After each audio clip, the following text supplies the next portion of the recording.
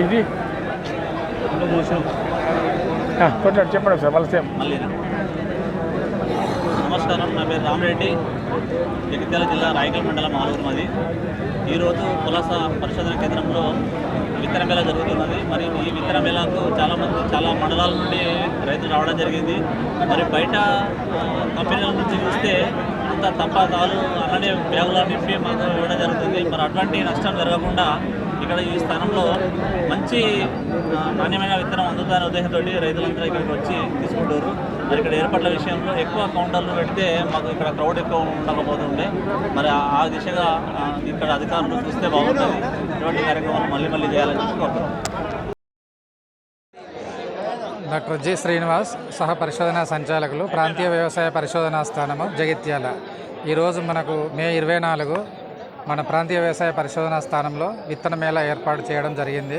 మన ప్రాంతంలో వరి ప్రధానమైన పంట కాబట్టి దాన్ని దృష్టిలో పెట్టుకొని రైతులకు మనకు ప్రాంతీయ వ్యవసాయ పరిశోధనా స్థానంలో దొడ్డు రకాలు JGL 24423 అనే రకము, అదేవిధంగా సన్న రకాలలో మనకు JGL 27356 అనే రకాన్ని రైతులకు అందుబాటులో ఉంచడం జరిగింది.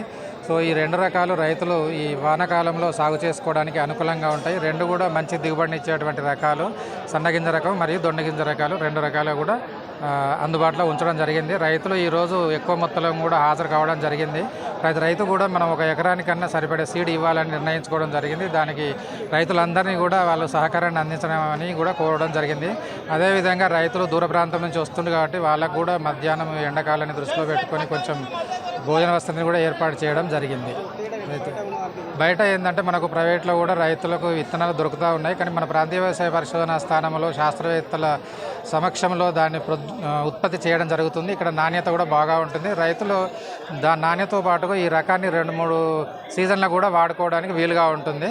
సో నాణ్యత బాగుంటుంది కాబట్టి ఈ విత్తనానికి మళ్ళీ రైతులు వచ్చే సంవత్సరం కూడా రావాల్సిన అవసరం లేదు.